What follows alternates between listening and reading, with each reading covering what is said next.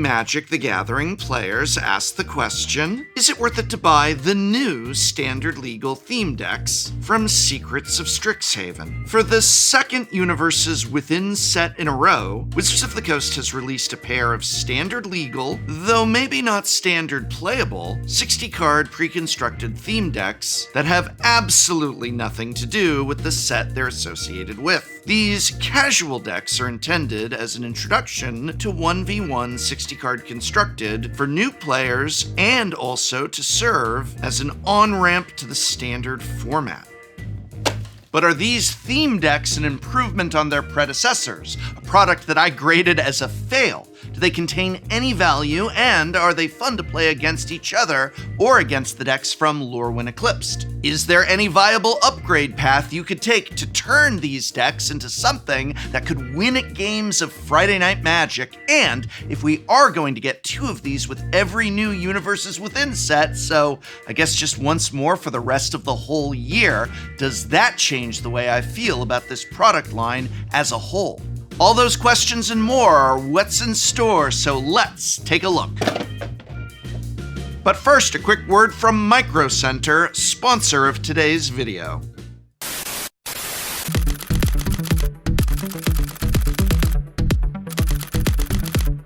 Hi, I'm the professor from the Tolarian Center for kids who can't play Magic good and who want to learn to do other stuff good too. And I'm here to talk to you about one of my favorite stores. Micro Center. Micro Center? Trust me, if there's one thing I know, it's centers. So when I first heard about Micro Center, I thought, a Micro Center? What is that? A center for ants? But it turns out it's not a center for ants. It's a center for people. People who want great deals on computers, computer parts, and consumer electronics. I'm not very good at computers, but trust me, if there's a second thing I know, it's models. And the friendly, average-looking staff at Micro Center were able to help me find deals on some great models, like the Lenovo gaming laptop or this AMD processor. Thank you, Micro Center models. They even sold me some Magic the Gathering product at or below MSRP, so I can continue to teach kids to play Magic good. And I'm pretty sure they weren't secretly evil robots. Pretty sure. But why mono-red planeswalkers? If Micro Center can help a male model like me, they can definitely help a normal, much less beautiful person like you. So go to one of their 30 locations across the United States, including their new store in Phoenix, Arizona, for great savings on great electronics. They're opening it soon in Austin. Yay! Austin is in Texas. Micro Center, a normal-sized center with big heart. Okay, sure, fine. I guess that's one.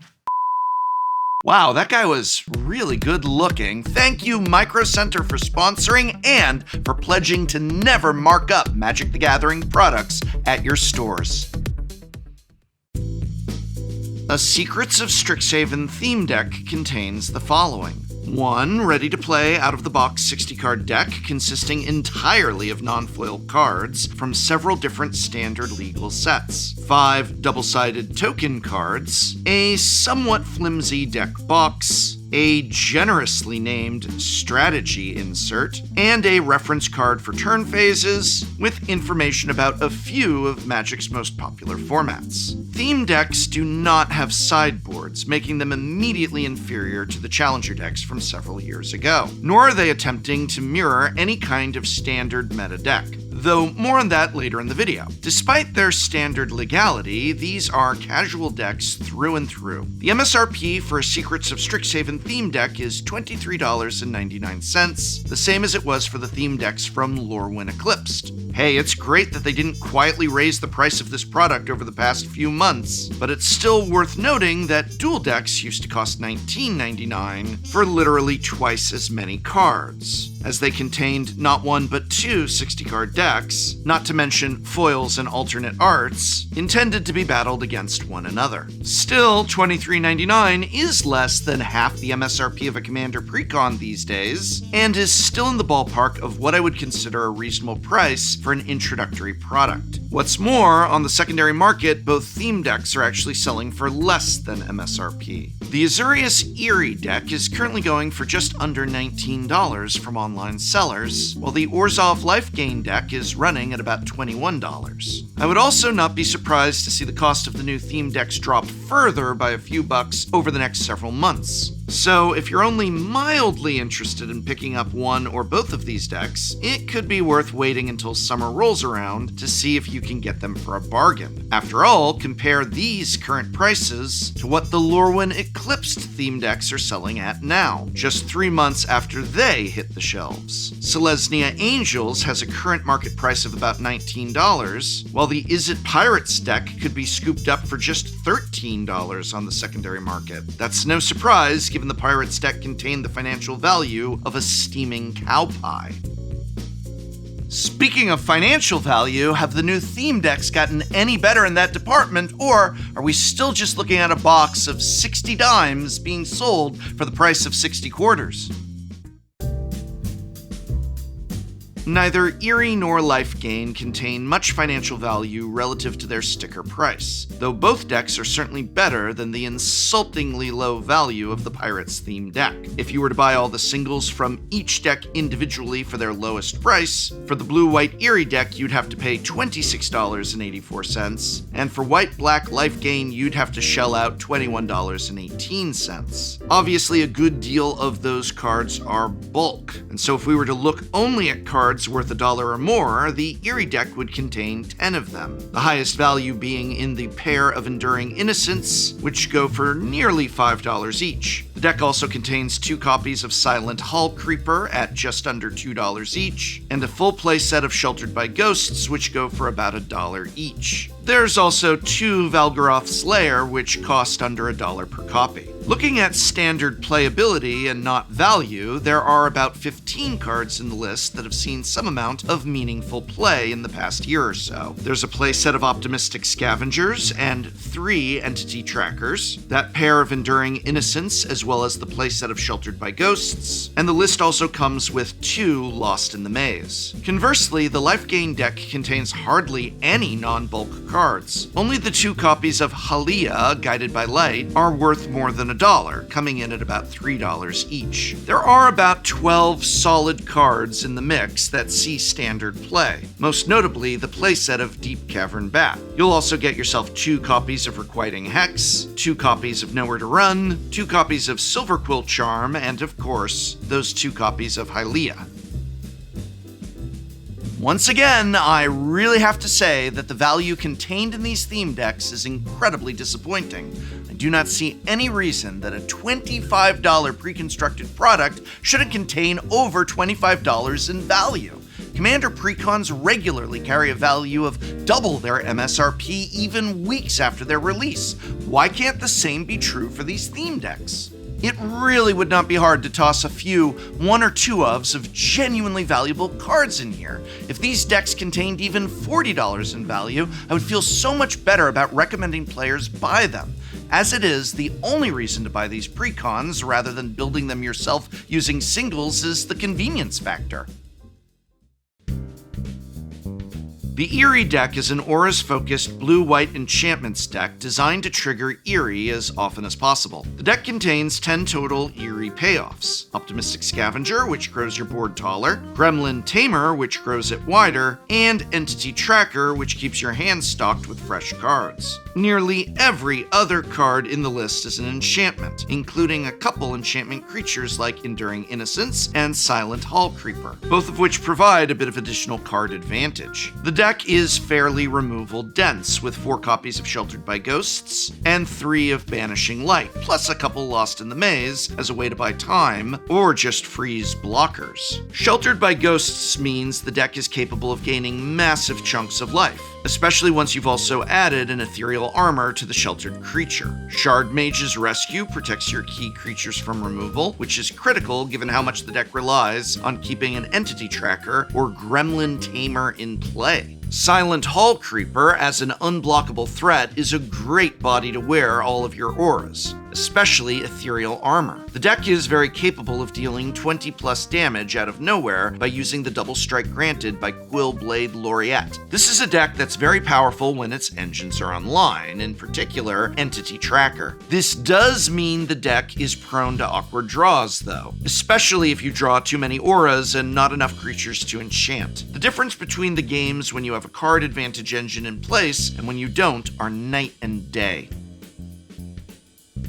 The Lifegain deck is a black-white deck with a Bat's Kindred sub-theme and tons of gain life triggers. The deck plays 7 1-mana cards that gain life whenever one of your creatures enter, plus an additional 2 copies of the powerful rare Hylia, Guided by Light, which has a more powerful version of this effect and can be warped for 1 mana. You've also got the Bat Lifegain trigger from Zorleen, Cosmos Caller, and the lifelink from Deep Cavern Bat to round out your life-gain capabilities. As for payoffs, there are plenty of those as well. Essence Channeler, Fiendish Panda, and Amalia all get bigger as you gain life. Starscape Cleric provides potent reach, both as an evasive attacker and as a means of draining your opponent with each life gain trigger. There's also tons of interaction in this deck. 9 spot removal spells plus the hand disruption provided by Deep Cavern Bat. This is a very cohesive deck in many ways, but it's missing 2 key elements. The first is raw card draw. Amalia and Zorleen each provide you with a form of card advantage, but neither ability is quite the same as actually drawing fresh cards. The only true form of card draw in the list is the end turn trigger from Hylia. The other main issue with the deck is it struggles to lose life to give Essence Channeler flying and vigilance. Literally, the only way you can intentionally lose life in the entire deck list is Zorleen's reanimation ability, and even that only really helps the turn you play the Zorleen. Once you're shifting over to attacks, by the time you'll have had the chance to pay 2 life with Zorleen, you'll have already turned your Essence Channeler sideways, negating the benefit of vigilance. I would therefore have loved to see a few copies of Phyrexian Arena in the list, perhaps over the Fiendish Pandas. This would have solved both problems at once. It would be raw card draw, and it would lose you life at the start of the turn to give your Essence Channeler its keywords. It would also fill the role the Pandas filled as representation from Magic Foundations, and it would have helped a bit with the deck's financial value. Both of these decks also have a mana base problem, the same problem that their Lorwyn Eclipsed predecessors struggled with. They're both tap land heavy. Lifegain has 6 total tap lands, while Eerie has a whopping 8. This is extremely frustrating because both decks have a low curve, and in particular have 1-drops they want to play on turn 1. I don't care that these are introductory products. It is inexcusable for neither deck to contain a single worthwhile untapped dual land. Give each deck an on-color shock land, or at least a Verge, or better yet, one of each. I really don't think this is asking for a lot, and it would give the decks a little bit of real value while improving their mana bases considerably. A Godless Shrine would even be another means of losing life on your own turn to turn on Essence Channeler. When played against each other, the decks are actually pretty well balanced. Games between them tend to be grindy affairs, as both decks have lots of removal and plenty of ways to keep life totals high. There is a bit of awkwardness in the matchup for the Lifegain side, though. Multiple cards trigger when your creatures die, or let you bring back creatures from the graveyard. But all of the removal on the Eerie side is exile-based, totally sidestepping a major element of the Lifegain deck. On the other hand, Nowhere to Run out of the Lifegain deck does neutralize both the hexproof auras of the Eerie deck and the Ward 2 from Sheltered by Ghosts. So we actually played a lot of games with these decks, testing them against each other and against the previous pair of theme decks, and we were pleasantly surprised to find that not only did the Strixhaven decks play well against each other, they played great against their predecessors as well. The 4 decks combined to provide very diverse and dynamic gameplay depending on the matchup. Games were swingy and rewarded careful play on both sides.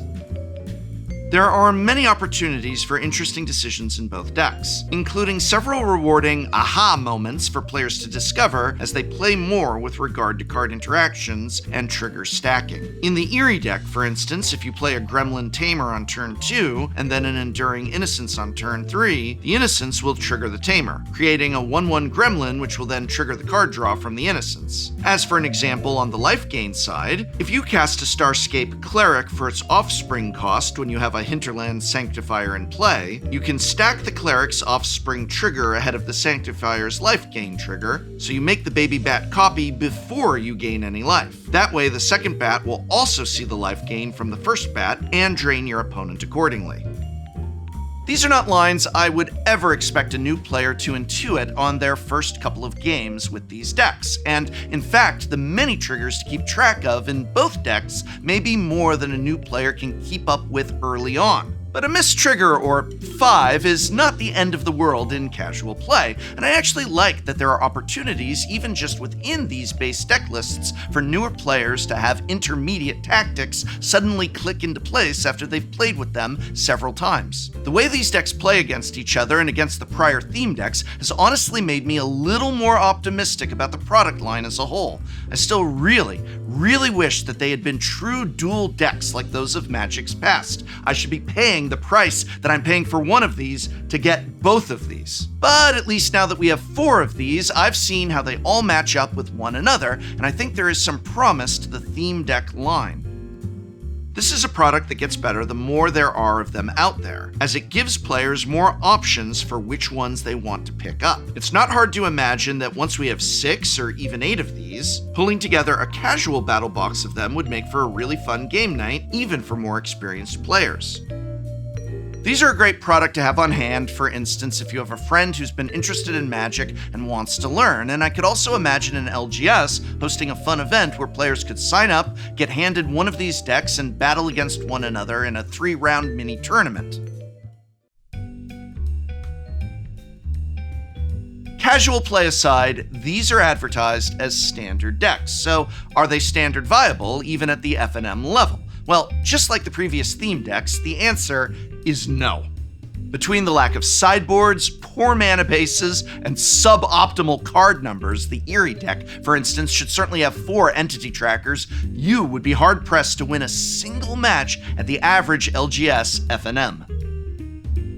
Looking back at the Angels deck from Lorwyn Eclipsed, there was an upgrade path to turn the deck into an aggressive mono-white Flyers deck. And, as it turned out, that upgraded deck did establish itself as a viable archetype in several large competitive events about a month after those theme decks were released. Unfortunately, the same is not true for these theme decks. In order to turn them into a standard viable list, you'd need to replace upwards of 40 cards from either of these decks just to have a shot at Friday Night Magic. You'd also need to add a sideboard, but at that point there's no reason to have started from a theme deck at all. And as we've established, these decks don't contain much in the way of value, so there's not really anything to sell or trade away for those upgrades. You'd just be basically buying a standard deck from scratch in order to make these a viable standard deck. There's no upgrade path here that's reasonable.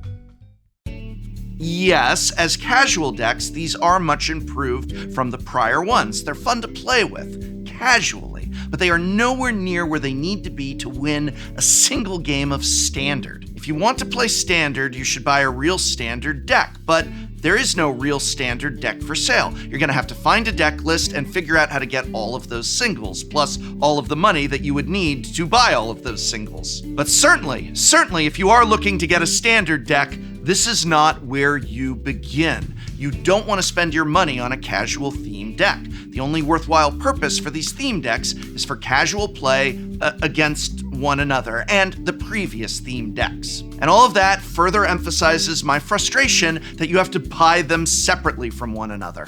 At the end of the day, I feel that both of these Secrets of Strixhaven theme decks are slight improvements upon the previous pair of theme decks, Angels and Pirates. In playtesting these, the decks felt tighter and more coherent. The gameplay is more dynamic, and the two decks play against each other better than the Angels and Pirates decks did. I'm still incredibly disappointed by the lack of value to be found inside either deck, even if technically both decks contain roughly as much value as their sticker price. That said, I am warming up on the product line as a whole. The more of these decks I see, the more interesting they all become as a unit, but then I look at the price to get that unit. $100 to get all 4 of the theme decks were I to buy them when they all came out? There's no way that's worth it. And I still can't get over the fact that they don't have things like a foil card or alternate art or even themed to the plane. Why weren't the theme decks of Strixhaven themed around the colleges of Strixhaven? Why wasn't there a Lorehold theme deck and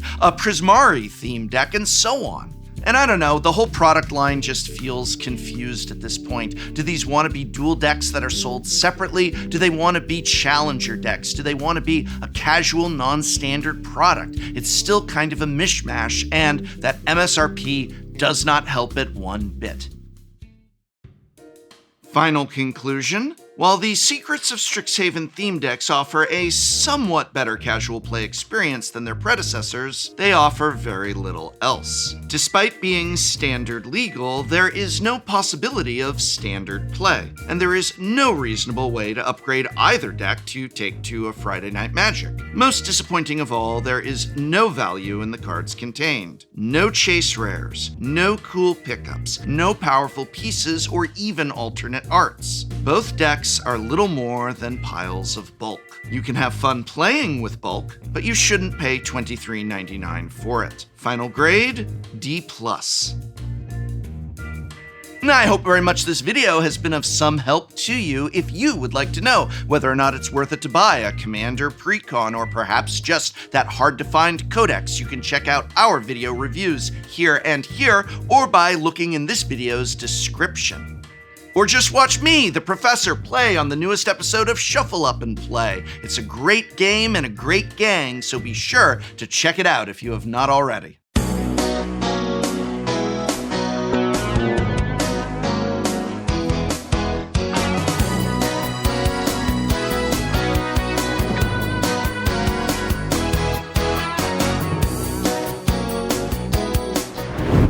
Next time on Shuffle Up and Play. Class is in session. It's Shuffle Up and Play's Secrets of Strixhaven pre-release episode. What's sus? Because secrets. Who opens up this box?